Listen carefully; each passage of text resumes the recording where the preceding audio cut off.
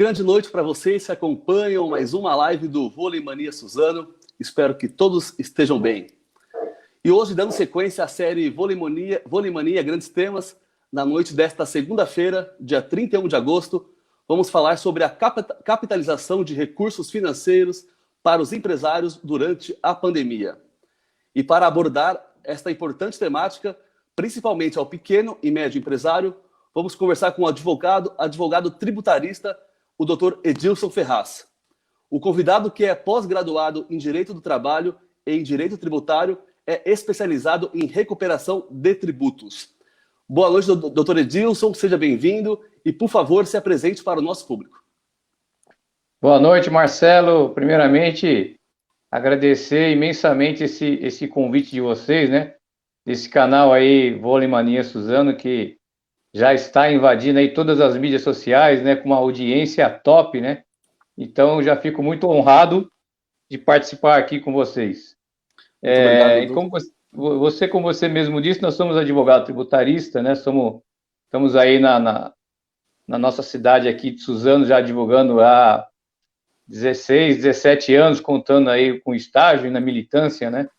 Então, ao longo desse tempo aí, a gente adquiriu muitas experiências, e hoje, com a pandemia, né, que assolou todo o planeta, a gente está disposto aqui hoje a compartilhar um pouquinho desse conhecimento. É óbvio que a gente não sabe tudo, nem temos essa pretensão, né, mas o pouquinho que a gente adquiriu ao longo do tempo, a gente vai compartilhar aí com o seu público. Espero poder contribuir com os pequenos e médios empresários de alguma forma. Obrigado pelo convite mais uma vez. Eu que agradeço, doutor. Certamente o senhor contribuirá e muito. E aqui, quem já sentiu falta do João Marcondes aqui na live, fique tranquilo que até o final da live, o técnico do São Miguel Saúde Suzano irá aparecer aqui na reta final da transmissão para fechar aqui a nossa live com chave de ouro. E lembrando que a página da São Miguel Saúde também está transmitindo ao vivo esse bate-papo com o Dr. Edilson, onde eu aproveito a oportunidade e mando um abraço para a Cris, para o Ademar e para todos os colegas e profissionais da São Miguel Saúde.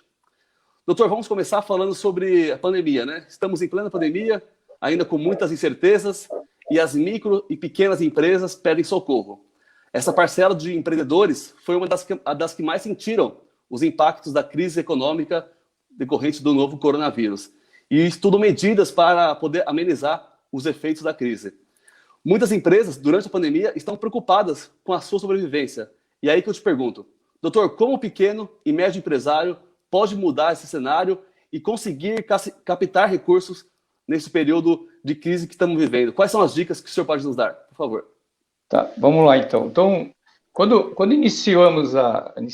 se iniciou a pandemia, Marcelo, algumas pessoas me procuraram e alguns empresários até já me dizendo que ia fechar, que não ia trabalhar, e a primeira coisa que eu disse para eles é ter calma, né?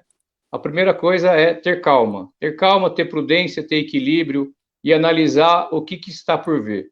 Eu sempre costumo dizer, Marcelo, que toda adversidade existe uma oportunidade por trás. Então, você veja bem, esses últimos meses em que houve um agravamento das mortes que ocorreram, né? Inclusive nós perdemos alguns amigos, enfim. O principal foco que o empresário, que eu acho que ele deve ter, primeiro, é não se desmotivar. Nós temos, a pandemia só nos provou que a gente tem que quebrar os nossos paradigmas. O que seria isso? Quebrar nossos modelos. Tá todo mundo falando em reinventar o novo normal, mas na hora que você tem que pagar a sua conta, na hora que você tem que pagar a sua conta de água, a sua conta de luz, seu funcionário, como é que o empresário faz? Então, a primeira coisa é ter calma. Teve alguns empresários que a gente orientou logo no começo, que eu orientei eles a montar um comitê gestor de anticrise da pandemia. Por quê? Reunir um grupo de pessoas dentro da sua própria empresa, que cada um na sua área, contribuindo um pouco para a gente amenizar os efeitos da pandemia. Então, chama o seu contador, chama o seu advogado, chama o seu RH, chama o pessoal da produção, faça esse comitê e tente chegar num consenso para amenizar essa crise, que é algo que jamais foi pensada, né?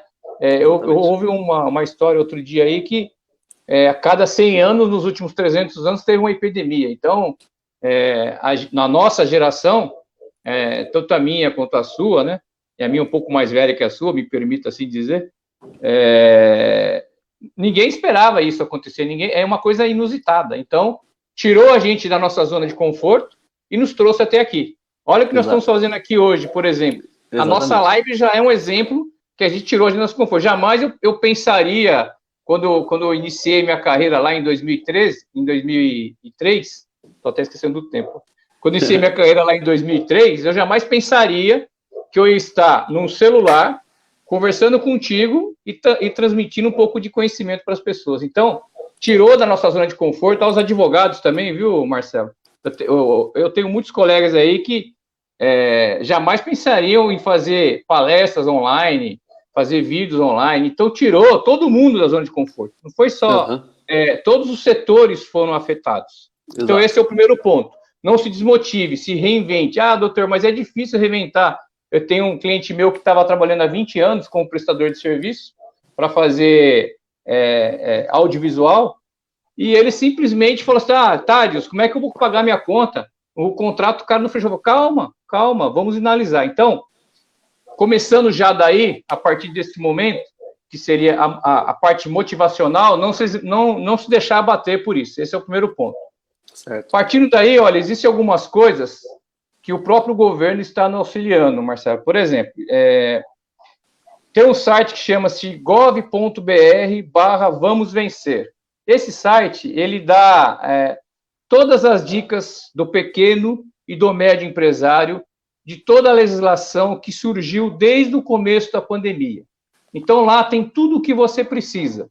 Então, você dá uma lida nesse site, vê onde que se enquadra a sua empresa, procure um profissional da sua confiança, um contador da sua confiança, um advogado da sua confiança, dá uma analisada no que você pode fazer, que lá tem muita dica legal que você pode usar. Bom, bacana. Antes de entrar no nosso tema propriamente dito, né,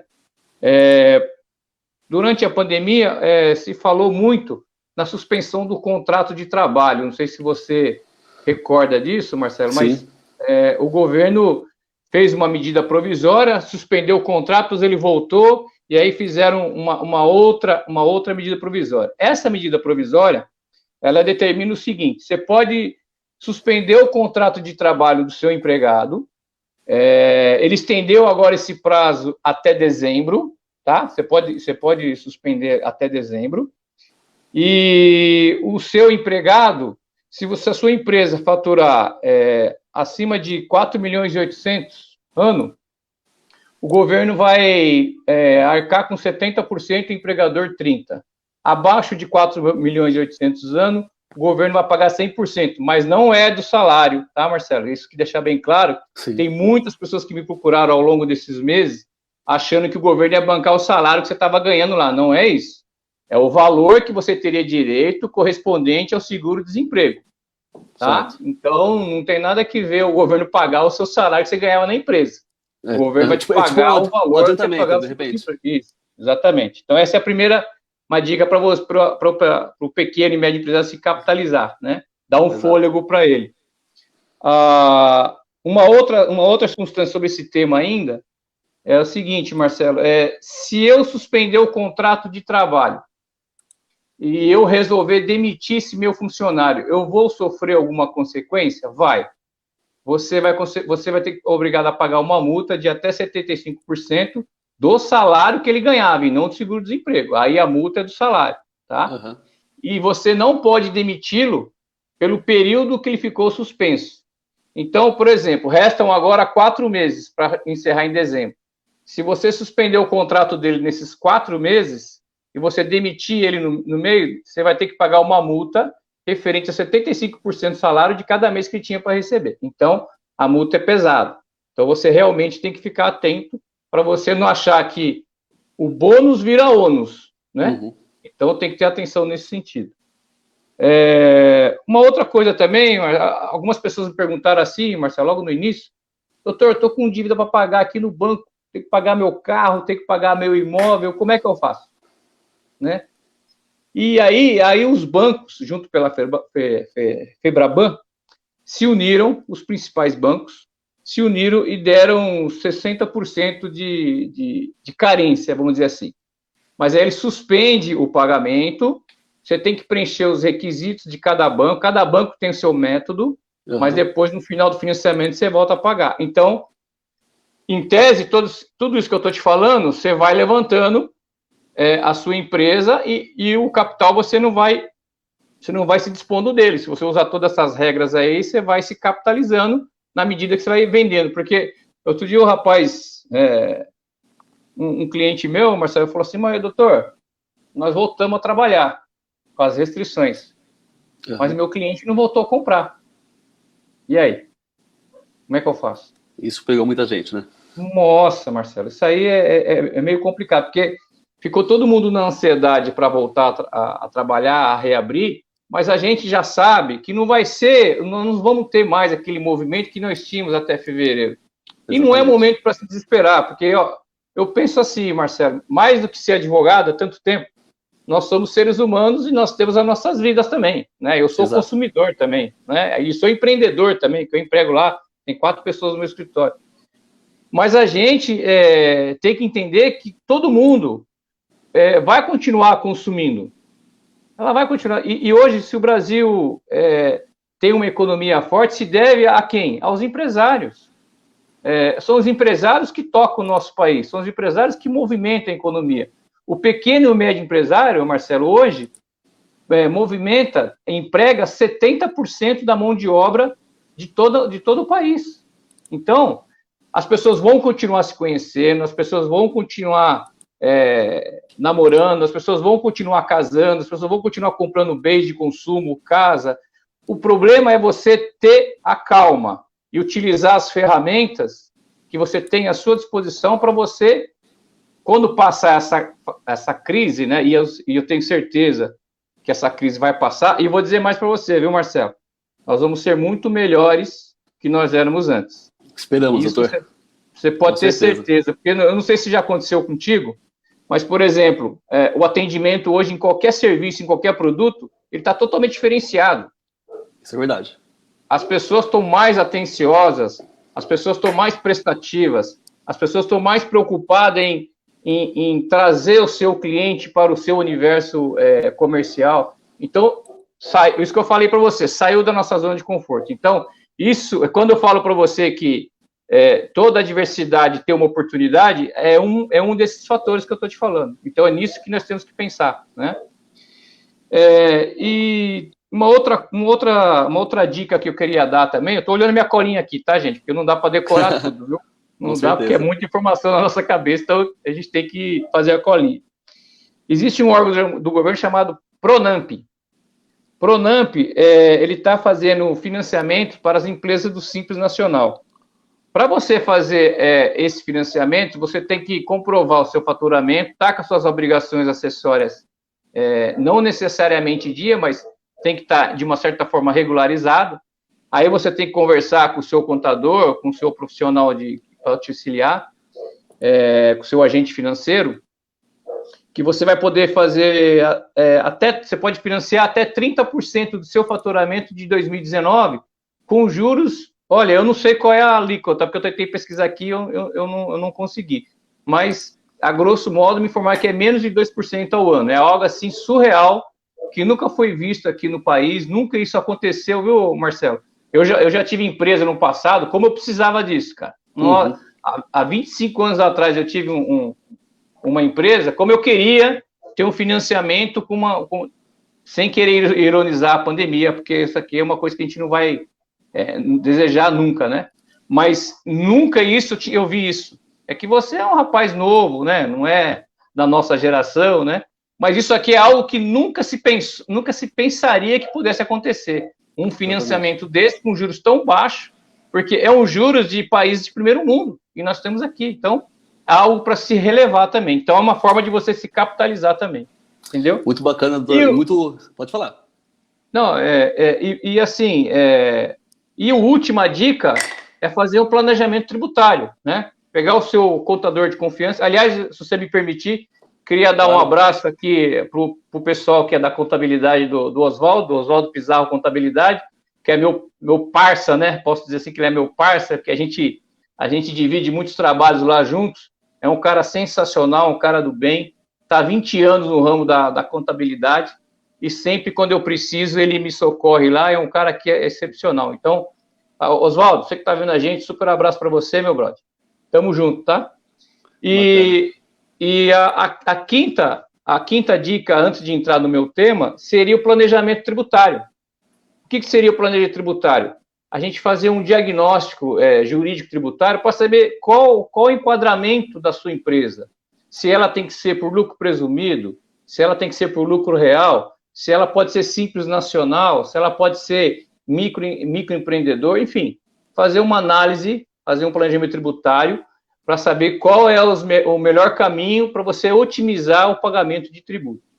Então, fica aí essas dicas iniciais. Se você quiser adentrar com as suas perguntas agora, vamos dar sequência. Senão eu falo que nem um papagaio aqui, eu te falei, né?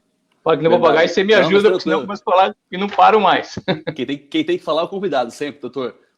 Sem dúvida. Vamos aproveitar a oportunidade de mandar um forte abraço aqui para a doutora Kátia Leite Figueiredo, para o colunista social Gil Fuentes, que está aqui na audiência, para o Fausto Pisolato, que, inclusive, doutor, mandou um abraço para o senhor e perguntou se o senhor dá liberdade para ele de chamá-lo de grilo. E quer que o senhor explique por quê. Fausto Pisolato. Não, esse é um apelido que eu tenho aí desde da época de adolescente, né, vamos dizer assim. E eu costumava fazer um barulho com a boca, imitando um grilo, né? Então, isso aí pegou, mas isso aí já foi. Isso aí são coisas que a gente curte na adolescência. Um abraço a ele, obrigado pela lembrança. Obrigado a todos pela participação. E, doutor, já que o senhor falou sobre o governo criar novas alternativas para poder apoiar a economia, eu quero saber como estão hoje, de forma resumida, se possível, as políticas fiscais. E eu queria que o senhor falasse detalhes da medida provisória 927. O que é essa medida provisória e como o empresário, o micro, o pequeno empreendedor pode aplicar no seu comércio, na sua empresa? Por favor. Marcelo, a medida provisória 927, se eu dizer para você que eu estudei a medida, eu vou estar mentindo. Mas, de uma forma geral, a gente já deu uma pincelada em todas essas dicas que eu já dei para você. Agora, com relação à política fiscal, eu posso dizer para você que o governo vai ter que ser flexível, né? Ele vai ter que flexibilizar. Existe uma reforma tributária aí hoje que está no Congresso. Essa reforma tributária, ela está no sentido de otimizar os tributos. A ideia é trazer todos os tributos para um só, né?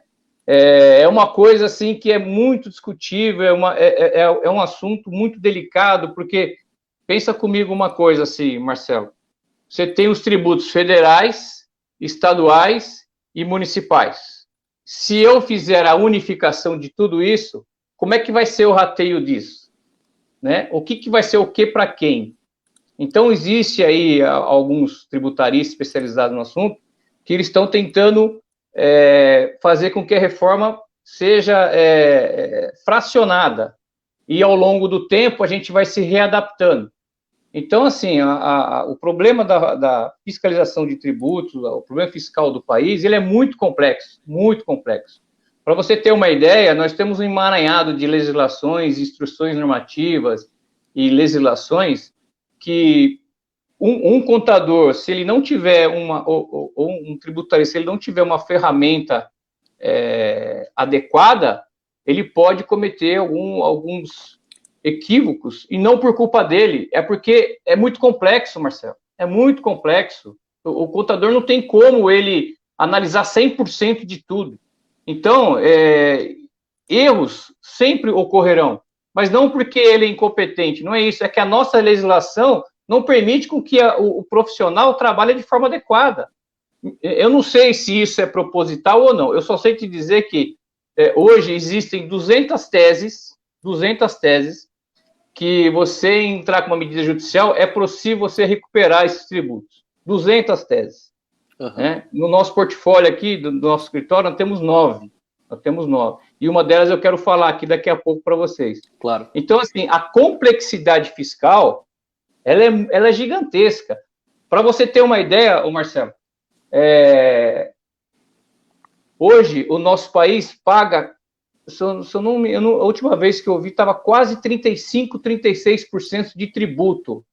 Se você pegar todas as empresas e fazer uma conta geral, o empresário, se ele pagar todos os tributos que ele tem que pagar, e tem que ser assim, ele paga 35% de imposto. Ou seja, ele trabalha de 12 meses, ele vai trabalhar 3 meses a 4 meses do ano só para pagar tributo. Então, é algo impensado que não existe em nenhum lugar do mundo. Só existe aqui. Então, a complexidade fiscal, ela é gigantesca. A pandemia está fazendo com que os tributaristas e as pessoas que estão nessa área, que estão fazendo esse novo projeto, repensando para evitar essa complexidade. Né? A tendência é unificar os tributos. Acho muito, na minha opinião, como tributarista, acho muito difícil. Mas é uma tendência que, com o passar dos meses e a aprovação desse novo projeto, a gente vai entender como é que vai funcionar essa complexidade. Entendeu? Só uma coisa aqui, a Kátia Leite Figueiredo, que você falou, e é minha esposa, tá? Beijo, amor, te amo. Legal, obrigado pela participação. E, doutor, ainda na esteira da política, não sei se o senhor leu recentemente, a Câmara dos Deputados aprovou no dia 26 de agosto o projeto de lei que reformula a lei de falências, com a possibilidade de financiamento na fase de recuperação judicial, parcelamento de dívidas tributárias federais e de apresentação de planos de recuperação por credores. O senhor poderia comentar com a gente sobre essa decisão? Sim, claro. Olha, isso daí é algo assim bastante inovador, vai auxiliar bastante as empresas nesse sentido. Por quê? Porque vai dar um fôlego maior para ela. Agora, é bom que se diga, Marcelo, a gente precisa entender um pouquinho a recuperação judicial. Eu sei que é um tema meio complexo para falar para os nosso pessoal que está participando na live com a gente, mas para você ter uma ideia, você pode, uma empresa que está numa iminência de quebrar, falando numa linguagem bem simples, na iminência de quebrar, o que ele pode fazer? Ele pode tentar, o próprio nome já está falando, recuperar a empresa dele. E como é que ele recupera a empresa dele? Ele vai contratar um profissional, mas resumindo a grosso modo, para a gente não ficar estendendo muito, ele vai chamar todos os devedores dele, vai fazer um planejamento de pagamento da dívida, em que ele vai ter 180 dias para iniciar esse pagamento. Lógico que tem o despacho do juiz, tem uma série de complexidades aí antes de chegar nisso. Mas, resumidamente, para a gente não se estender muito, é isso. E essa flexibilização da reforma da lei que você está falando está está dando uma elasticidade um pouquinho maior. Ao ponto de ele poder fazer financiamento, porque não adianta nada também. Eu estou sem dinheiro, nós estamos numa situação da pandemia, não tenho recurso, estou querendo recuperar minha empresa, da onde que eu vou pegar o dinheiro? Se eu entrar com uma empresa de recuperação judicial, a minha empresa está em iminência de quebrar, ninguém vai acreditar mais em mim se eu entrar em recuperação judicial com uma crise dessa. Então, essa lei realmente vem muito bem, obrigado, e vai auxiliar ao empresário a ter uma elasticidade e vamos dizer assim, um fôlego maior para tentar recuperar a empresa dele. É louvável, endosso. Muito bem. Doutor, vamos abordar agora a recuperação de tributos. Vamos lá. Sobretudo os tributos federais. Eu queria que você falasse para a gente, de forma lúdica, como fazer a base de cálculo do ICMS para o recolhimento do COFINS e PIS. Por gentileza, doutor. Vamos lá. Bom, Marcelo, eu vou tentar resumir para você, para mim não esticar muito o assunto como te prometi, tá? A gente combinou isso antes e vou tentar fazer isso para você. Bom, existia uma batalha judicial há muitos anos já nos tribunais. E aí se discutiu o que seria a base de cálculo para fazer o recolhimento do PIS e do COFINS. É bom que se diga primeiro, Marcelo, que PIS e COFINS nada mais é do que a Seguridade Social. A gente, antes de eu estudar direito, antes de eu ser tributarista, né, a gente tinha aquela ideia, falou assim, eu trabalho, eu pago o INSS. Então, a gente tem só a ideia que desconta do seu salário, que o INSS vai ser descontado do seu salário e é lá que você vai contribuir para a Seguridade Social. Mas, quando você se torna um técnico jurídico, você começa a perceber que, para garantir essa Seguridade Social, não é só o recolhimento do INSS do seu salário. Existe N fontes, tá? N fontes para se manter esse sistema que, na minha opinião, é falido, né? Falido no sentido de que o dinheiro que entra não supre o que precisa pagar, tá? Correto. E quem está subsidiando isso aí é o governo, em tese, né? Bom, partindo do princípio que a Seguridade Social ela é custeada pela própria população, essa fatia do PIS e do COFINS, ela é garantida pelos empresários, tá? São os empresários que pagam esse tributo de PIS e COFINS, tá? O que se ficou discutindo ao longo do tempo?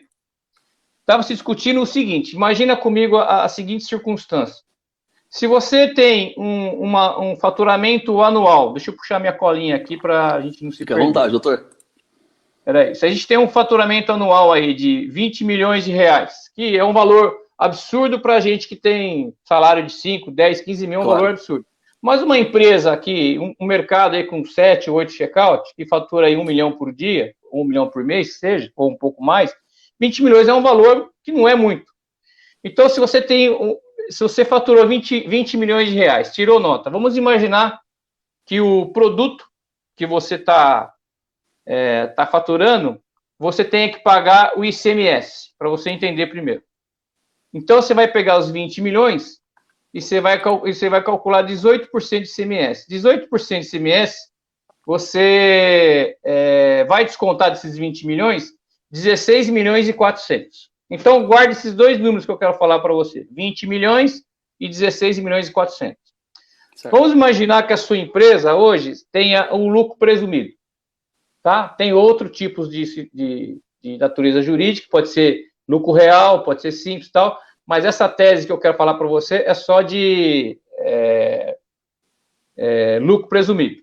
Então, se você precisar pagar o PIS e COFINS, a sua empresa é lucro presumido, você fatura 20 milhões no ano, você vai pagar 3,65% sobre 20 milhões. Uhum. Esse sobre os 20 milhões é o que a legislação, a Receita cobra.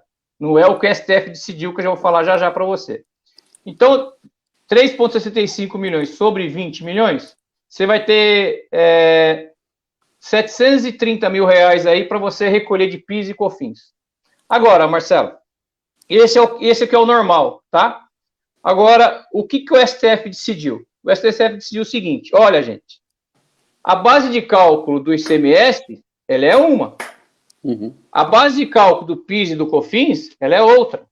Ela não pode ser uma atrelada à outra. Por quê? Porque são tributos distintos.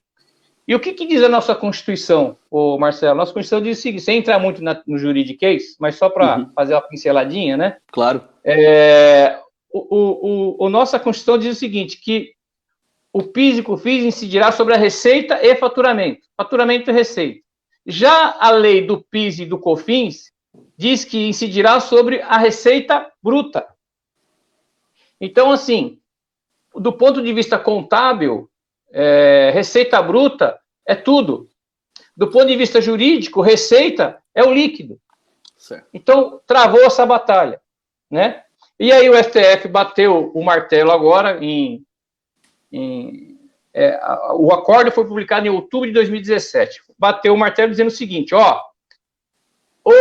base de cálculo do PIS e do COFINS não pode ser atrelado ao ICMS, ou seja, você vai ter que pagar 3,65 sobre 16 milhões e 400, e não sobre os 20 milhões, que hoje daria R$ 598.600.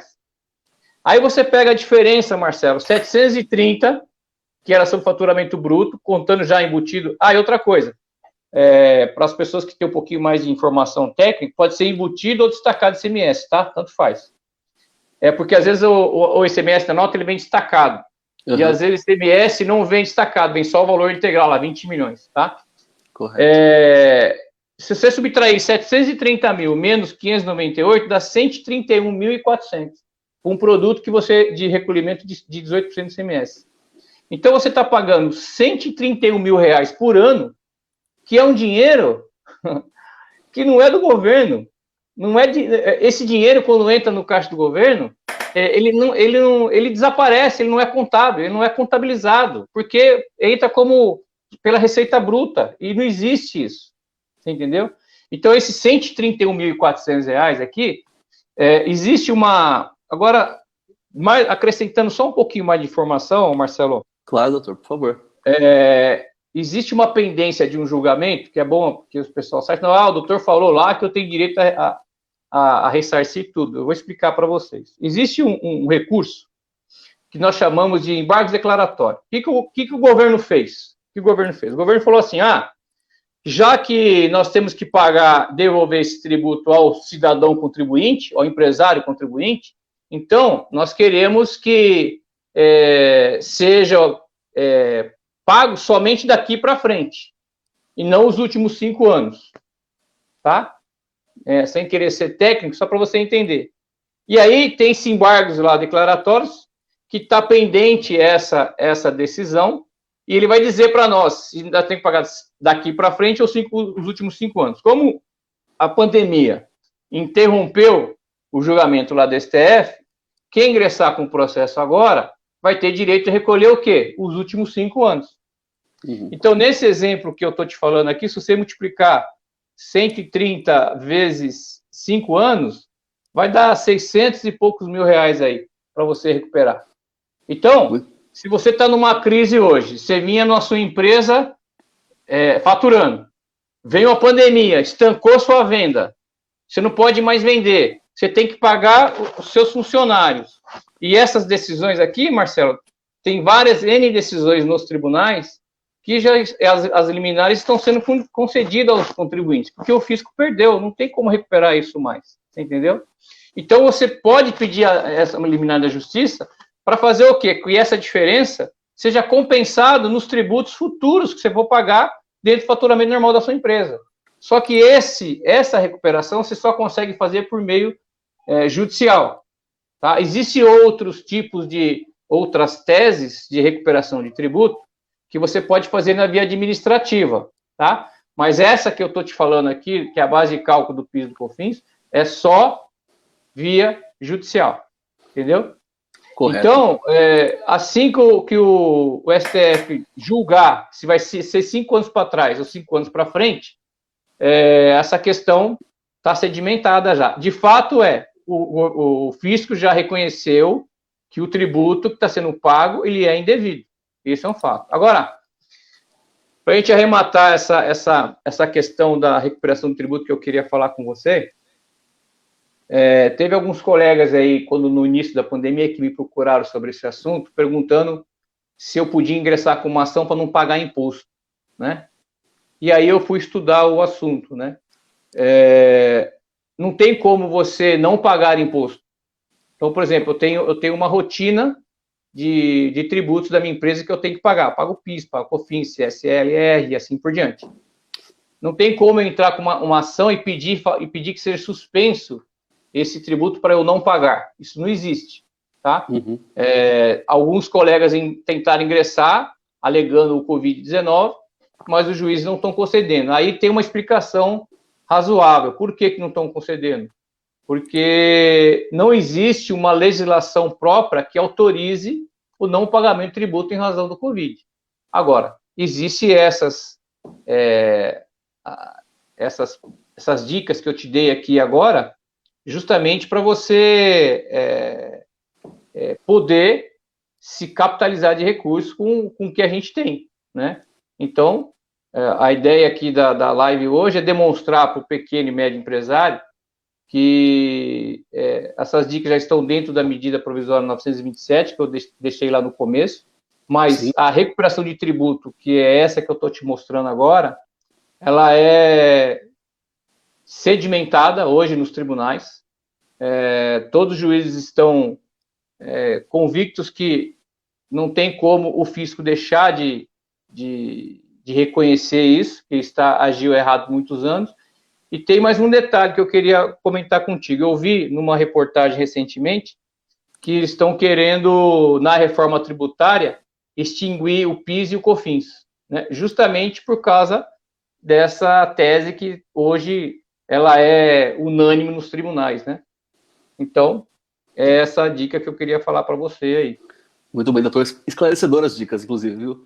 Doutor, eu quero mandar um abraço aqui para a Michele Jusca, que está acompanhando a live, para a Cristiane, da São Miguel Saúde, um forte abraço.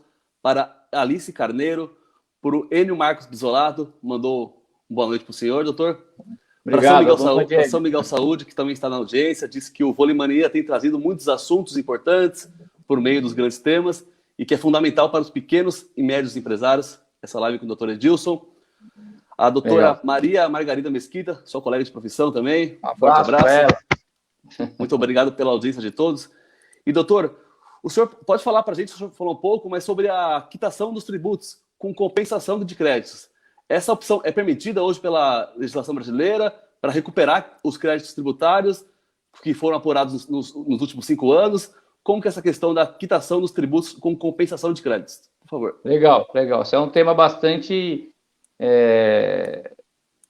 assim, ele é técnico, mas ao mesmo tempo é o mais simples de tudo. Por que é o mais simples? Porque existem duas maneiras de você recuperar o tributo. Uma é precatórios, que eu vou explicar já para você o que é, e a outra é a compensação de tributos. Então, vamos lá. Quando você faz uma ação judicial e você recupera esses valores, existe uma maneira que o governo tem de pagar. Por exemplo, se você entrar com uma ação... É que assim, a gente está falando num ambiente aqui que não é do ambiente jurídico, né? Sim. Então, eu estou tentando de uma forma... falar, se eu for juridiquês, você me interrompe, tá, Marcelo? Porque se eu começar falando de juridiquês, eu estou tentando ser uma linguagem mais simples possível para o pessoal entender. Se você, por exemplo, se eu entro com uma ação contra você, Marcelo, e você ficar devendo para mim, eu tenho como executar você. O que eu executar você? Eu vou lá, penhoro a sua conta, não quero fazer isso, tá? Só exemplo. Eu penhoro a sua conta, penhoro o seu carro, penhoro o seu imóvel e a gente resolve a dívida. Tá? Isso é, em tese, o que aconteceria no âmbito, vamos dizer assim, para os mortais. Né? Quando o fisco deve para você, ele paga para você com outro sistema, que nós chamamos de precatórios.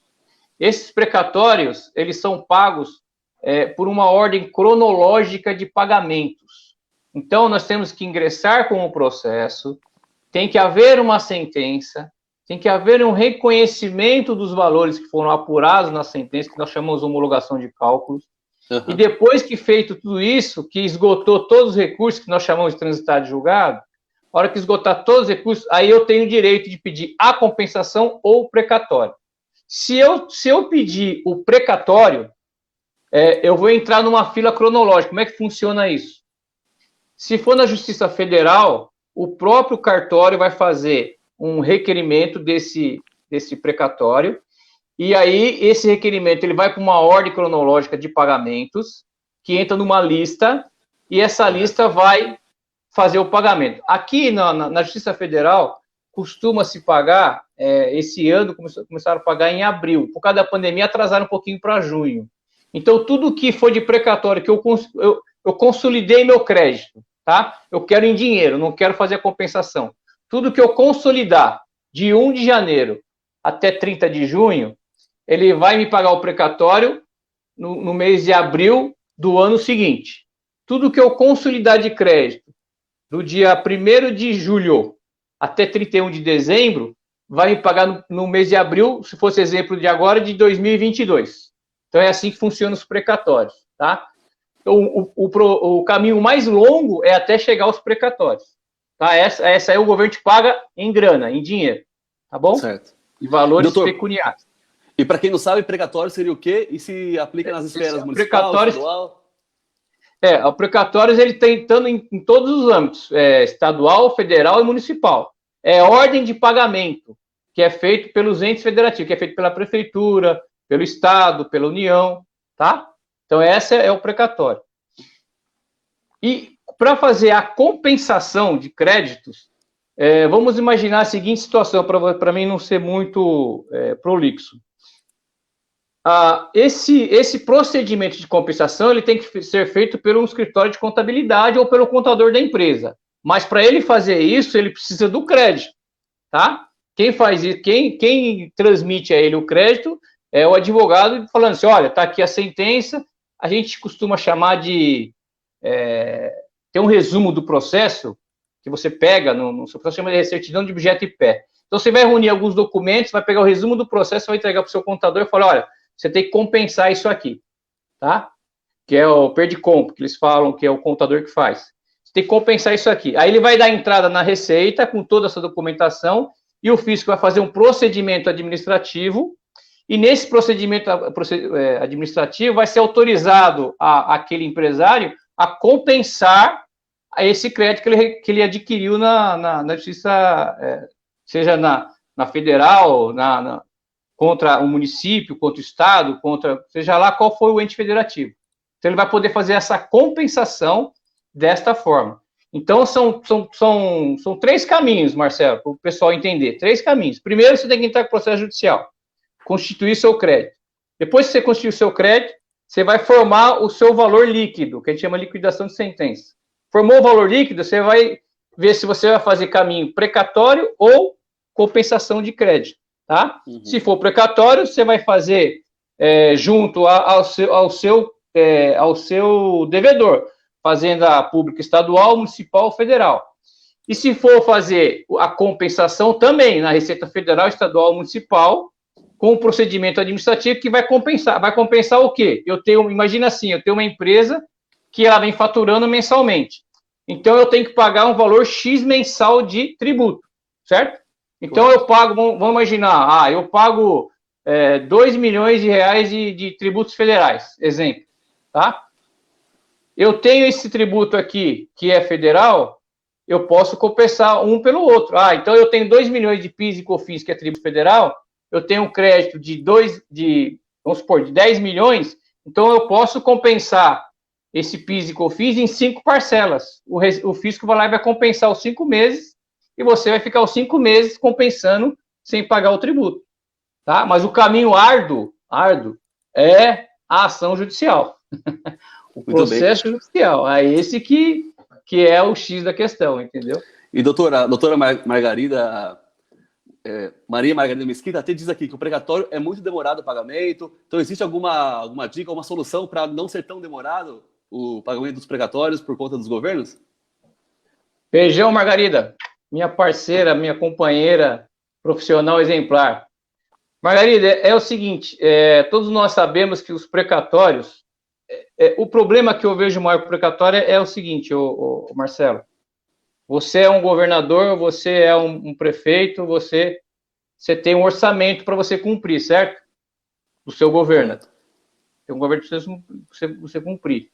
Se aquele orçamento seu que você faz durante um ano está incluso os precatórios para você efetuar o pagamento, ótimo. Agora, se acontece alguma coisa extraordinária, como aconteceu agora, estoura o orçamento e eu tenho uma conta para prestar, se bem que agora houve uma flexibilização aí por causa da pandemia. Mas se você estoura o orçamento, aonde é igual a sua casa. Se você tem um orçamento de 10 mil reais, você está prevendo que você vai gastar 12, você vai fazer o quê? Eu vou diminuir X, o que dá para me diminuir, X, Y e Z. Então, às vezes, chega na época do pagamento, dependendo do ente federativo, não é uma regra, tá? Não é uma regra, mas dependendo da fazenda, ela pode se utilizar desse expediente e pegar aquele precatório que ia fazer pagamento daquele ano e jogar para o ano seguinte. Entendeu? E, doutor, fora quando muda o governo, né? Muda o governo, então, fica na mão do novo governo a dívida. Aí fica aquela guerra política, né? E quem sofre é o cidadão, né? Eu tenho o meu pai, por exemplo, ele ficou 16 anos para receber um precatório, porque ele era das Forças Armadas, né? Mas aí trocava de governo e aí protelava. Mas chegou uma hora que pagou, né? Infelizmente é assim que acontece, tá? Não é uma regra, tá, ô Marcelo? Não é uma regra porque tem, por exemplo, os precatórios de previdência social paga direitinho, paga anualmente direitinho. Tá? Esse ano só que atrasou um pouquinho por causa da pandemia.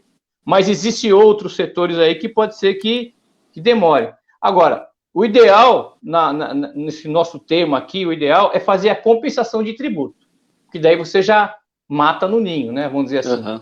Né? A gente tem conhecimento aí de empresas renomadas, né? Que recuperaram em 2018 quase R$1 bilhão. Recentemente, uma empresa recuperou 700 milhões de reais. Então, o faturamento é alto, com a escassez agora da pandemia, o que ela vai fazer? Ela vai parcelar com o fisco mesmo que faz esse parcelamento, e vai se compensando, ele só apresenta a guia faz a compensação e não desembolsa nada. Então, é uma forma que você tem de você poder auxiliar o empresário numa época de crise que nós estamos vivendo agora. Muito bom, doutor. Quero mandar um abraço aqui para o Otávio Moraes, que é o diretor-presidente do Diário de Suzano. Muito obrigado pela audiência. Ô, Tavinho. O famoso Tavinho. O Adriano Bernardes, também, que é o presidente da Acores. Manda um forte abraço para o senhor, doutor. Obrigado. E vamos na sequência aqui. Doutor, sobre essa pergunta, o senhor deve ouvir bastante, né? Como é possível recuperar os impostos já pagos? Primeiro, eu quero saber se é possível, e depois eu quero saber como que os empresários podem identificar os tributos pagos de forma incorreta ou de forma indevida. Por gentileza. Então, vamos lá. A sistemática, ela não muda muito, tá? Ela é a mesma sistemática. Então, se você tem primeiro você tem que identificar qual é o imposto que é indevido, né? Se é PIS e COFINS, existem outras teses também, por exemplo, existe uma outra tese que a gente está trabalhando em cima, não está no nosso tema aqui, mas você lembra, algum tempo atrás, que a Dilma Rousseff, ela atribuiu mais 10% na rescisão do contrato de fundo de garantia. Então, o empregador tinha que pagar 40% e depois ela recuperou mais 10%. Então, olha só como é que nasce uma tese, ô Marcelo, como é que a coisa no nosso país aqui é impressionante, né? Esse dinheiro aí, desses 10%, quando lá atrás, em 1989, 90, 91, existia uma diferença nas cardenetas de poupança. Você não vai lembrar disso, mas o pessoal antigo aí que está me ouvindo vai lembrar disso. Existia uma diferença. Olha só como é que a coisa roda. Existia uma diferença dos expurgos inflacionários, que a gente chama, que é os índices de inflação, que era altíssimo e tal. E aí, se detectou que existia uma diferença. Então, por exemplo, a inflação era 10% ao mês, o governo estava pagando 7, 6, não me lembro agora os números, só para você entender a sistemática.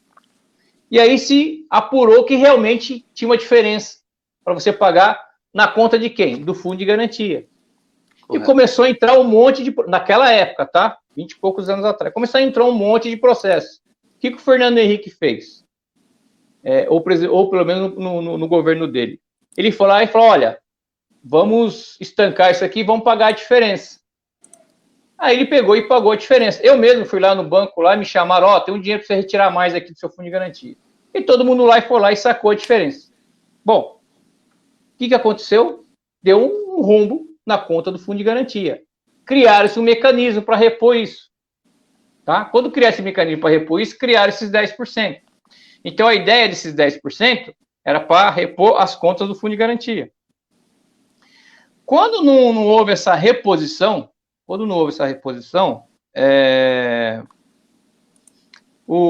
chegou um determinado momento que não precisava mais repor. Só que não precisava mais repor, mas o tributo continuou cobrando. Os 10% continuou cobrando. Uhum. E aí, a Dilma deu um parecer de um veto dela lá, que esses 10% era para financiamento de habitação. Ou seja, ela nasceu com o objetivo de suprir uma deficiência no fundo de garantia. Com o passar do tempo, ela foi utilizada para uma outra finalidade. E isso, pela nossa legislação, não pode. Tá? Sem falar muito termo técnico, é só para você entender. Não pode. Claro. Houve um desvio de finalidade da legislação. Então, nasceu a tese do quê? Dos 10% de fundo de garantia. Então, assim, a gente precisa, lá no escritório, a gente costuma ver a customização da necessidade do cliente. Então, a gente precisa fazer uma análise, ver o que o empresário, qual é o tipo de empresa dele, se ele trabalha com lucro presumido, se ele trabalha com lucro real, se ele é simples nacional. Então, existem N formas. Eu disse para você no começo, né? Existem mais de 200 teses, né? Sim. Então, existe N formas de você poder recuperar esses impostos, entendeu? E esse aí que eu estou te falando é uma delas. Eu posso te falar uma outra aqui, mas a gente vai estender aqui até... Se você quiser, eu posso te dar um exemplo do ICMS também, que tem uma outra Não, pode tese. dar, doutor. Por gentileza. É interessante, pode falar sim. Então vamos lá. Olha só, é que a gente fala em tributo, a gente fica com aquele sentimento, tributo é negócio complexo, né? Tributo é negócio chato, né? Se eu pudesse ter uma empresa e não falar em tributo, era, né? Mas ele está na nossa vida, cara. Está na nossa vida o tempo todo. Esse celular que nós estamos usando aqui, ó, tem aí N tributos para chegar em você aí. Então ele está na nossa vida. Não tem como você se omitir ignorar, disso. Né? Ignorar. Outro dia eu fui abastecer num posto de gasolina, estava escrito o valor lá, e o valor X é que a gente, quando fica tributarista, fica meio chato, a gente tem que se policiar também, viu, Marcelo? Eu confesso a você que eu me policio o tempo todo. Mas estava lá o valor líquido do abastecimento e uma cacetada de imposto em cima. E o cara dando valor na promoção dele, do valor líquido. Aí eu cheguei, peguei a nota e falei, peraí, você falou que é X, mas e esse tributo aqui, cara? Isso aqui desconversou. Né? Então, tem que ter, a gente faz parte do nosso dia a dia, não tem jeito, claro. Faz parte. Então, vamos lá. Por exemplo, ó, esse aí dá para fazer até na via administrativa, dependendo das circunstâncias. Mas imagina a seguinte situação, o que os caras inventaram uns anos atrás? Como é que a gente vai recolher ICMS da cerveja do boteco do bar ali, da esquina? Ó, olha só a cabeça do fisco. A gente precisa dar um jeito. Como é que a gente dá um jeito? Não, vamos fazer o seguinte. Quem que fabrica o refrigerante, ou seja, fulano de tal? Tá, então, vamos fazer o seguinte, vamos calcular todos os possíveis comércios que poderia vender esse refrigerante ou cerveja e vamos calcular tudo, até o final. Aí nasceu o quê? O ICMS por substituição tributária. O que seria? Olha só, é o exemplo mais clássico que eu gosto de dar. Bom, então eu pago, vamos imaginar assim, eu pago, não sei quanto é cerveja, mas eu pago R$10 cerveja no distribuidor. Aí o distribuidor paga R$7 no fabricante. E o João do boteco paga R$12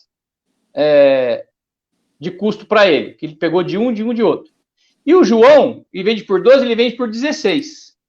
Então, cada diferença desse caminho que o ICMS fez, cada diferença, você tem que computar o ICMS. Então, ele faz assim, ó, dos 10, vamos supor que naquele R$10 aqui é a primeira, é a fabricante. Calcula 18%, uma hipótese, tá? Então, o próximo já vai pagar 11,80, certo? Que é o distribuidor. Esse aqui, esse 11,80 aqui, Marcelo, o que ele vai fazer? Ele vai calcular o crédito desse mês que entrou para ele, vai calcular a margem dele e mais o tributo que ele tem que pagar. Então, ele vai pagar só a diferença. Esse ST, ele pegou todo esse caminho, somou tudo e falou assim, ó, fabricante, você vai pagar R$10, você vai ter que pagar os 13 reais de tributo, que é toda a cadeia sua. Aí aconteceu o seguinte, ó, olha só como é que nosso país é maravilhoso. Desculpa ironizar, tá, gente? Mas às vezes é melhor determinadas coisas a gente não conhecer, mas fazer o quê? Faz parte da nossa profissão. Vamos imaginar que o João lá do boteco, Marcelo, que é o grande parte dos meus amigos gosta de parar no boteco para tomar uma cerveja, ele faz uma promoção lá de cerveja. Tá 16 conto a cerveja. Ó, essa semana aqui, R$13,90 a cerveja. Certo? Então ele diminuiu a margem de lucro dele. Sim. Ok? Tá? E o ICMS que já foi pago? Como é que fica? Se já calcularam no último aqui a 16. Entendeu? Então, esse tipo de imposto, você pode também recuperar ele. Muito entendeu? Legal. Então, assim, é que eu falei para você, existe N teses, né, que você consegue fazer a recuperação de tributo com o empresário. Só que você tem que sentar com o empresário, né, o advogado tributarista tem que sentar com o empresário, fazer uma análise minuciosa do que ele está comercializando, e aí aplicar o melhor caso para ele, a melhor tese possível para ele, entendeu? Muito bom, doutor. Pessoal, daqui a pouco o João Marcoso já vai adentrar a live aqui para participar com a gente, para abrilhantar ainda mais essa conversa. E, doutor, agora tirando essa parte técnica, falar um pouco mais light, né? Eu quero saber do senhor, como que o senhor se adaptou profissionalmente na pandemia. Quero saber se você falou que o senhor falou que tem escritórios, né? Pode falar o nome do seu escritório, quantos funcionários você trabalha e como está essa relação de trabalho com eles. Eles estão trabalhando remotamente, estão no escritório. O que mudou na sua rotina? Por favor. Vamos lá, Marcelo. A gente trabalha uma média de 4 horas por dia. Antes da gente voltar para o escritório, nós ficamos aqui quase 3 meses, cada um com um canto. Né? Correto. A gente evitou de atender os nossos clientes, pelo menos nos primeiros 90 dias da pandemia, a gente evitou de atender os clientes pessoalmente, né? Depois dos 90 dias, quem não tinha como conversar com a gente via remoto, a gente só ia lá só para atender um de cada vez, né? Como é até hoje. Atender um de cada vez, higienizado, com álcool, máscara, tudo, né? E hoje a gente trabalha em média de 4 horas por dia. A gente faz um agendamento hoje, um de cada vez, né? Um de cada vez. Procuramos fazer horários alternados. Às vezes acontece, mas a gente isola. No escritório nós somos em 4 pessoas no escritório. A gente tem uma sala aqui na cidade de Suzano. E a gente tem 4 pessoas lá. Eu tenho mais 3 advogados parceiros que dividem aqui o trabalho comigo. Tenho o escritório de contabilidade que faz a parceria com a gente também. E a gente, no começo, foi muito difícil para nós. Confesso a você, foi muito difícil, porque você quer ajudar alguém numa situação tão crítica como está agora. A gente fez quase que uma linha de frente, né? Porque eu mandei uma mensagem agora no Dia dos Advogados. Aliás, queria saudar todos nós advogados, que hoje é o último dia do mês de agosto, e mês de agosto é o mês dos advogados, né? Parabéns a todos os profissionais aí do direito. Parabéns a todos. Que é uma profissão assim que eu amo de paixão, né? Fundamental. E a gente procura. Se eu falar para você que eu não corri risco, eu estaria mentindo, mas uma pessoa, quando pede um auxílio para você, e numa situação que nem um empresário chegou para mim e falou assim: doutor, eu não sei o que eu vou fazer, cara. Não sei o que eu vou fazer, porque eu tenho 20 anos da minha vida aqui e eu não tenho o que comer. Então, assim, mexe com você, né? mexe com você, mexe com o brilho de qualquer um. Antes de ser advogado, nós somos seres humanos, né? E aí você tem que falar à pessoa, calma, tem essas regras aqui que eu mostrei para você, que dá para a gente utilizar, assim, assim, e aí você vai acalmando a pessoa, vai mostrando um novo. Então, não tem como você não se expor. Não se expor. Então, a gente evitou ao máximo os 90 dias, ficou todo mundo em casa, todas as pessoas que estão no meu escritório, cada um ficou na sua casa, a gente falava pelo Skype, falava pelo WhatsApp, falava por videoconferência, falava pelo Zoom, enfim, o que dava melhor atendimento, a gente trocava, cada um ficou com uma função espalhada, e agora a gente está retomando aos poucos, né? Estamos retomando aos poucos. Mas mesmo assim, lá no nosso prédio, por exemplo, Marcelo, você chega lá na recepção, tem álcool na entrada. Sim. Todos os protocolos, né? Termômetro. Bacana. Né? Eu ainda sou um dos conselheiros lá do meu prédio, lá, que eu não sei porque eu assumo tanta função, mas enfim. Você tem que mede a temperatura. Entrou no elevador, colou um recipiente de álcool gel dentro do elevador. Chegou no meu escritório, tapete. Entrou no escritório, álcool na mão. Máscara, todo mundo. Então, assim, são as cautelas que são necessárias para a gente poder atender a demanda. Nós somos muito tempo na praça, né? A gente tem, imagina, ó, ao longo desses quase 17, 18 anos, a gente teve aí, outro dia está fazendo uma conta, tivemos quase 2.000 e poucos processos já, que a gente já auxiliou. Então, é muita gente. Então, graças a Deus, né? Mas a gente tenta fazer da melhor forma possível para atender todo mundo, né? E eu queria dizer para você o seguinte, hoje é o último dia do mês de agosto e eu disse uma frase numa homenagem que eu fiz aos advogados, se o médico cuida do corpo, o advogado cuida da alma, né? E só os remanescentes sobrevivem. Então, é uma missão árdua. Para mim é uma missão muito árdua, assim para muitos colegas que eu sou amigo de muitos, né? Inclusive, eu exerço uma função na diretoria da OAB, que hoje eu sou secretário-geral lá. Então, a gente tem muitos amigos, né? Inclusive, deixar um abraço aqui para a equipe da diretoria da OAB de Suzano, se você me permitir. Claro, por favor. Abraço aí para o doutor Wellington, que é o nosso presidente da OAB de Suzano. Um abraço aí para a Fernanda, que é a nossa tesoureira, ao nosso vice-presidente, doutor Fabrício, e a nossa secretária adjunta, a doutora Cida Mesquita também. Um super abraço a todos que a gente faz trabalho voluntário, né? Às vezes pensa que não, mas o nosso trabalho é voluntário, a gente faz por amor à causa, amor aos colegas, né? Então, eu queria deixar um abraço a esse pessoal aí que está com a gente na diretoria da OAB. Muito legal, então, assim, Marcelo, se você não se expor, não tem jeito, não tem jeito. Então, mas vamos pegar todas as restrições que nós somos orientados e utilizá-las e rezar para Deus, né? Rezar para Deus e seguir em frente, né? Evitar o mato. Por exemplo, a gente vai para o escritório, escritório, casa, escritório, e acabou. Não tem noite, não tem jantar, não tem sábado, não tem domingo. Faz quase 2 meses que eu não vejo os meus pais. Então, assim, é só para atender aos nossos clientes e a gente tem que ser fiel às pessoas que nos confiam, né? Com certeza, doutor. Muito legal. Então, doutor, enquanto eu vou colocar agora o João, já está aqui já para entrar na live, fala para a gente como João faz, quem estiver interessado nos seus serviços, como te contatar, o endereço do seu escritório, o nome do seu escritório, por gentileza, faz o merchan aí, enquanto eu coloco o João na tela aqui, por gentileza. Bom, vamos lá. O nosso código de ética não permite a gente fazer esse tipo de propaganda, tá? Mas eu não posso deixar aqui meu endereço, meu telefone, mas o meu site é ferrazefigueiredo.com.br. Então, pessoal, você pode repetir, doutor? Deu uma cortada agora que o João está aqui já. Boa noite, João. Pode repetir seu endereço, por gentileza? E aí, João, tudo bem? Eu estava explicando para você, Marcelo, que o nosso código de... Aliás, eu fui presidente da comissão de ética por 9 anos, tá? Em Suzano. Então, o nosso código de ética...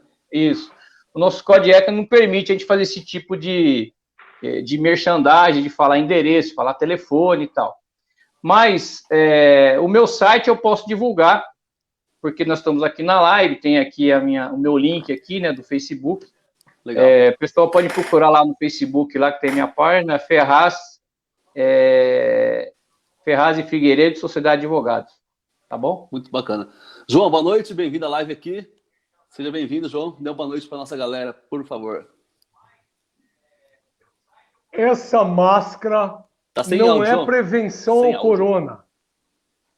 Sem áudio. Alô, alô, alô. Tô te ouvindo. Libera o áudio aí. Estão ouvindo agora? Tô te ouvindo. Estão ouvindo? Essa máscara não é, de maneira nenhuma, prevenção ao corona nesse momento. Nesse momento, não. É só porque simplesmente eu me sinto um peixe fora d'água, porque o Vôlei Mania trouxe os maiores técnicos da modalidade, os maiores jogadores, as maiores celebridades do voleibol mundial. E não poderia ser diferente num assunto tão pertinente quanto esse, quanto recuperação de crédito. E eu fico até envergonhado, porque simplesmente eu não entendo nada. Imagina, João. Por isso que eu entrei na live de máscara, para ficar calado. Imagina, Você João. sabe, mas realmente a representatividade tua continuou na nossa live. Por quê? Muito técnico, eu não errei, continuo não errando, muito técnico, tá? Eu só não entendi qual foi a indireta do João do Boteco.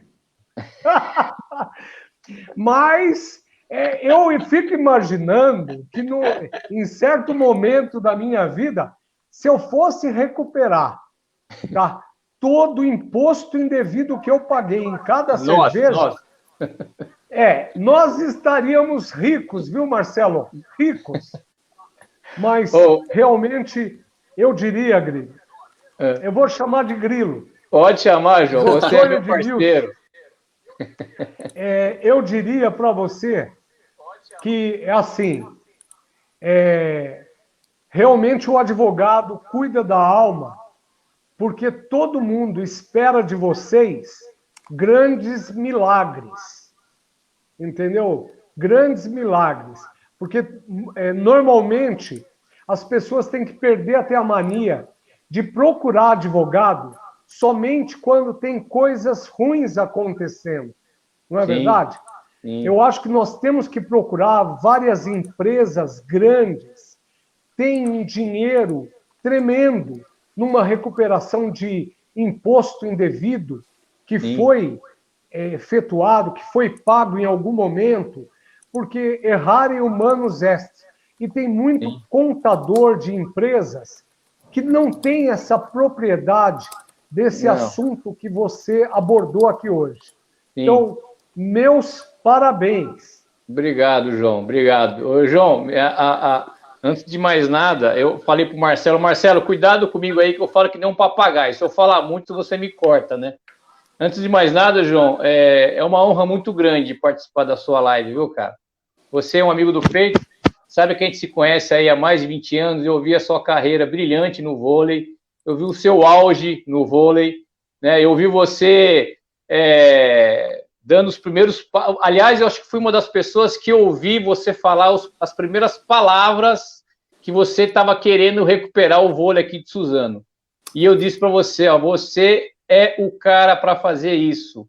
Eu não tenho dúvida disso. E hoje, isso não tem 3 anos isso daí, né? Vai chegar aos 4 anos. E hoje, você não deu prova só para nós da sua capacidade técnica, da sua capacidade de gestão de pessoas, da sua capacidade de saber lidar com o próximo, de pensar no próximo. Eu não tenho dúvida disso. Eu nunca tive. É que, às vezes, a nossa cidade aqui, ela é um pouco discriminada por determinadas pessoas. E a gente, que somos de raiz, que nós somos daqui, nós temos que ter orgulho do que nós já fizemos pela cidade. E o vôlei de Suzano, eu entendo que, independente de tudo o que aconteceu, tanto ruim quanto mal, e tanto bem como não muito bem, é simplesmente o retrato da nossa cidade, é a força que a nossa cidade tem. Então, eu queria deixar de externado aqui o meu abraço fraterno para você, por esse trabalho maravilhoso que você está fazendo. E eu não posso deixar de falar, eu já te disse uma vez pessoalmente, já te disse isso lá no Santa Helena, já te disse isso no meu escritório, já te disse onde eu te vejo, eu te falo sempre. Conte comigo sempre, independente se como advogado, como seu amigo, o que você precisar, eu vou estar sempre à sua disposição, porque se tem uma virtude no ser humano que me emociona demais, é a superação. A superação, para mim, é a materialização da evolução da nossa espécie. Então, para mim, você é um desses exemplos aí que devem ser seguidos. Obrigado pelo convite, João, de coração. Olha, eu fico emocionado com as suas palavras. E olha, o assunto realmente é muito pertinente. Nós temos hoje, entre pequenos, médios e grandes empresários, nós somos em 52 empresários, e eu tenho certeza que dentro desses 52 empresários, muitos têm afinidade com o assunto que foi tratado hoje, nesse grande tema.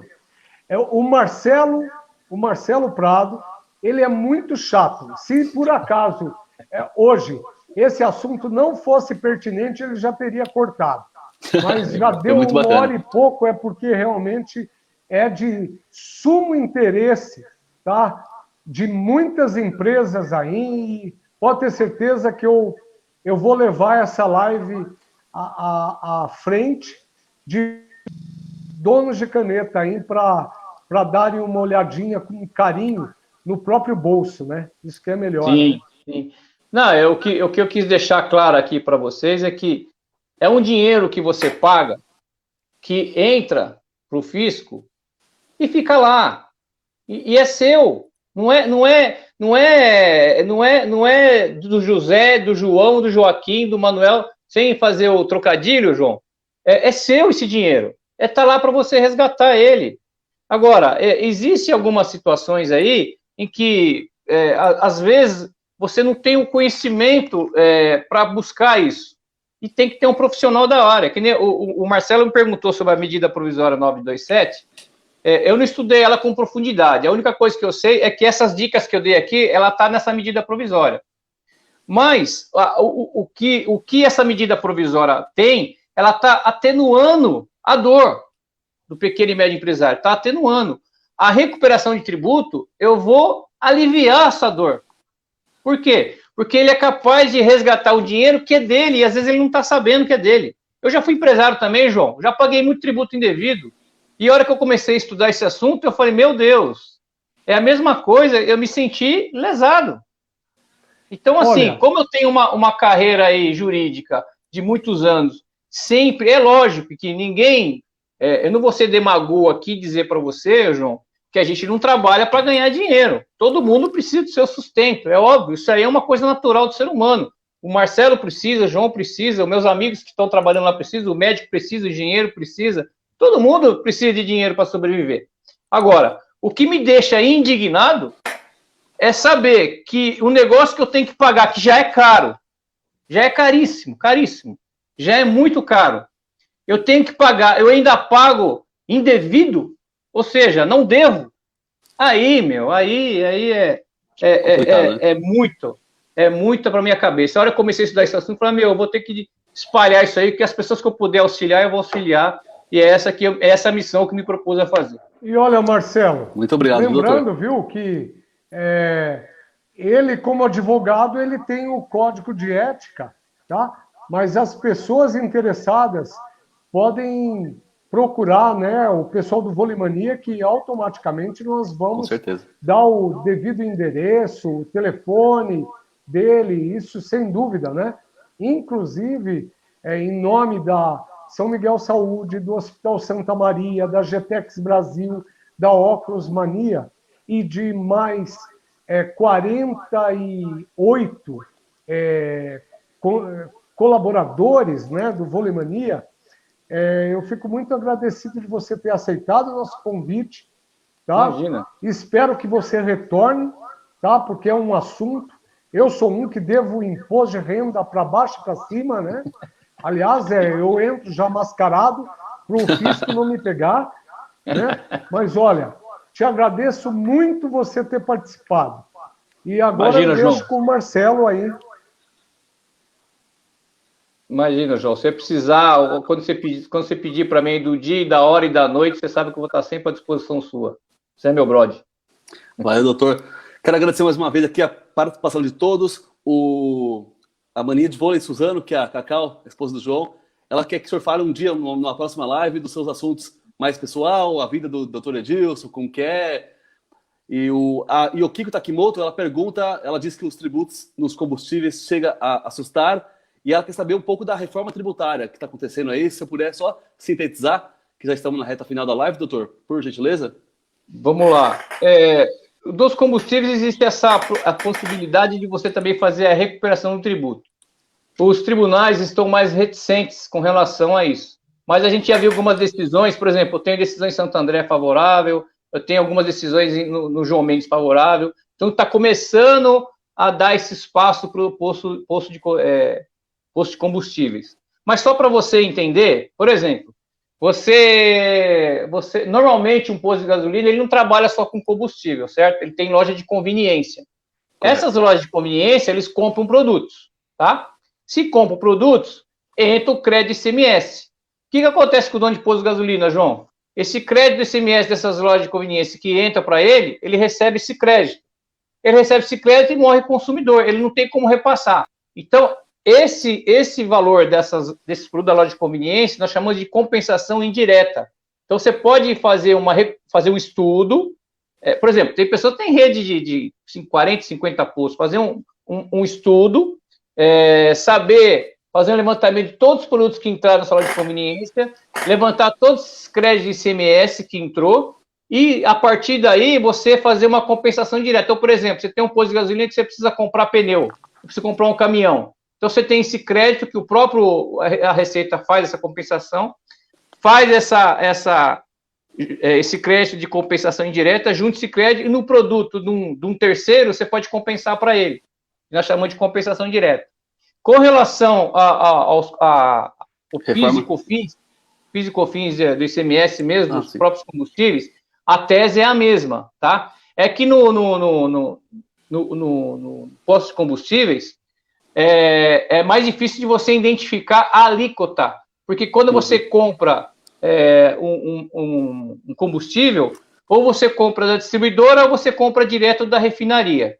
Se você comprar a gasolina ou combustível direto da distribuidora, vem lá discriminado, dá para a gente fazer. Se você comprar direto da refinaria, não vem discriminado. E aí você tem que fazer por dedução.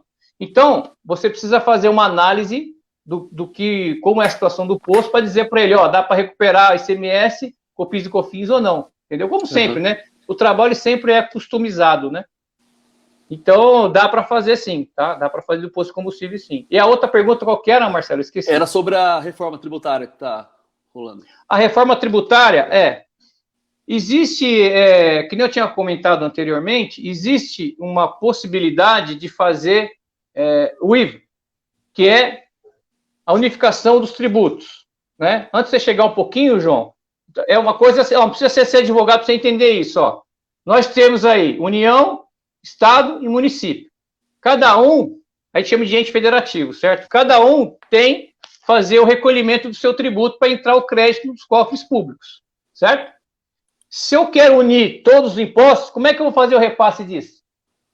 Eu vou pegar o ISS aqui da prefeitura de Suzano e vou pagar para uma cidade da prefeitura lá de Rondônia. Então, assim, é muito complexo a reforma tributária. A ideia que eles estão querendo fazer é por partes. Então, unifica um grupo que não tem nada definido ainda, tá? Mas unifica um grupo de tributos aqui, outro grupo de tributos aqui, depois a gente repassa isso de forma gradativa pelo prazo de 10 anos até chegar em 10 anos um único tributo. Eu, particularmente, é muito difícil eu visualizar esse tipo de reforma, mas o que eu posso dizer é o seguinte, ela é necessária. Sabe por quê, João? você não tem noção de quantas instruções normativas, de quantas portarias, de quantas legislações que o contador precisa estudar para recolher o tributo. É um negócio assim fora do normal, cara. Fora do normal. Entendeu? Então, não é que às vezes, que você falou, não é que o contador ele faça errado. Não é isso. Longe disso. É que às vezes fica humanamente impossível você fazer uma contabilidade auditada e regularizada em 100%. Não porque ele quer, é porque é muito detalhes. E um detalhe que passar batido, ele perdeu. A pessoa cobrou indevidamente. Então, essas teses que a gente defende são situações já sacramentadas nos tribunais. Então, a gente já entra com uma... A gente costuma dizer, João, a gente dá uma certa segurança. Então, tem a segurança mínima, a segurança média e a segurança máxima de uma ação que você queira recuperar esse tributo. Essa situação aqui do PIS, do COFINS, do ICMS, a gente diz que a segurança é máxima.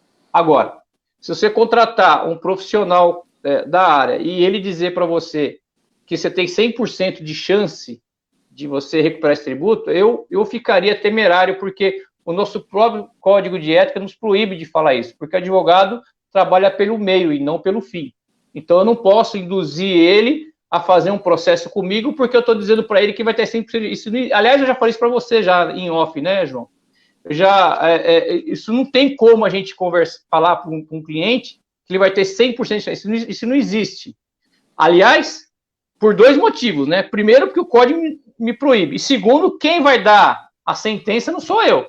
Quem vai dar a sentença é o juiz. Então, eu costumo trabalhar com probabilidades, né?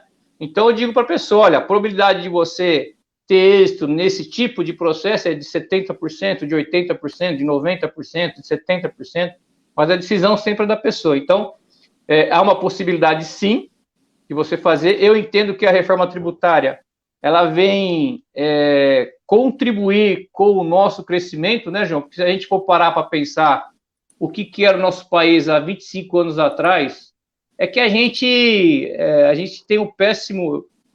não vou generalizar, não, mas de uma forma bastante geral, a gente tem um péssimo ar de só prestar atenção naquilo que dá errado, né? A gente não olha aquilo que dá certo, né? A gente só olha aquilo que dá errado. E muitas vezes você tem coisa que está dando certo do seu lado, você não está vendo. Então, a recuperação de tributo é uma delas. Obrigado, doutor, pelo esclarecimento. Doutora Kátia Martins, ela manda um forte abraço para o senhor, para sua esposa Kátia Leite Figueiredo. A Kátia Martins trabalha com a gente aqui. Para a Kátia também. O Alberto Barline fala: parabéns, doutor Edilson, explicando bem sobre as cobranças de impostos e formas de luta para resolver os problemas, e elogiou aqui a nossa transmissão. Muito obrigado. Ao Alberto, ao Carlos Mori, que estão na audiência. Então é isso, pessoal. O João, você tem mais algum comentário, mais alguma coisa a acrescentar para essa live? Chegamos na reta final.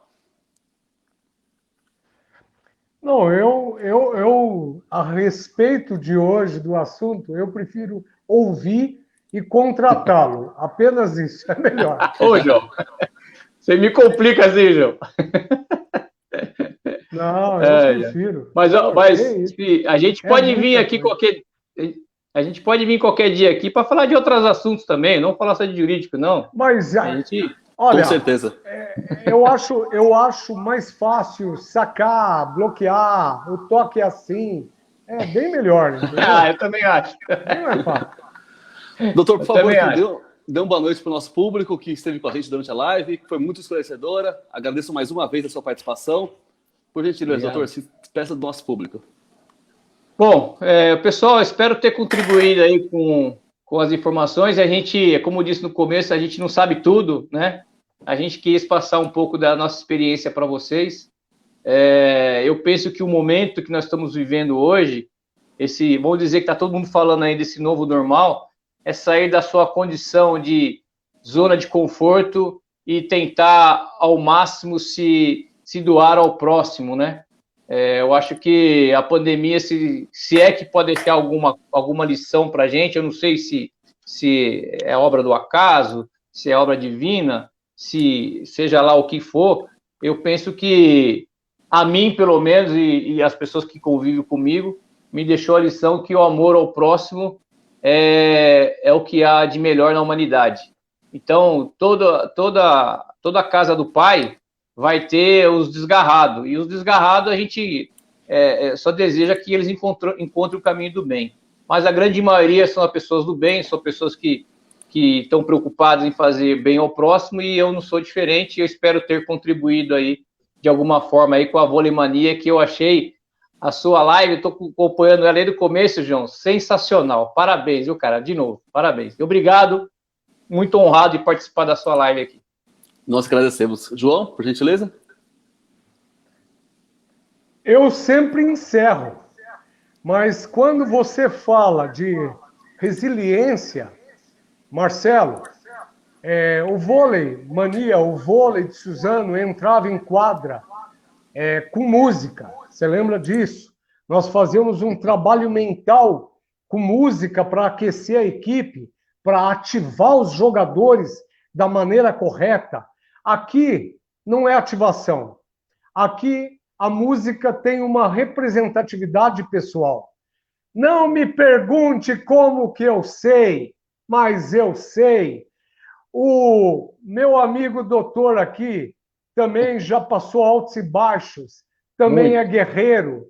E a música que eu poderia pôr hoje para poder fazer eu chorar, representar, para poder te representar esses momentos de luta que você teve na vida aí, até se tornar exatamente um cara do bem, um advogado competente, honesto, tá? Que representa muito bem a sua classe, tá? E é extremamente técnico. Então, a música, Marcelo, vamos lá. Essa é para você, é para o coração do que você já passou na vida. Solta, DJ! Muito obrigado a todos pela live. Um forte abraço, doutor. Até a próxima. Beijo no coração! Eu sei que eu acertei! Obrigado, João. Tchau! Minha música de formatura, João. Obrigado. Valeu, doutor. Forte abraço. Até a próxima. Muito obrigado. Obrigado, Marcelo. Muito honrado. Obrigado pelo convite. Vai me fazer ficar emocionado no final, hein? Valeu, galera. Até a próxima. Boa noite para todos. Obrigado.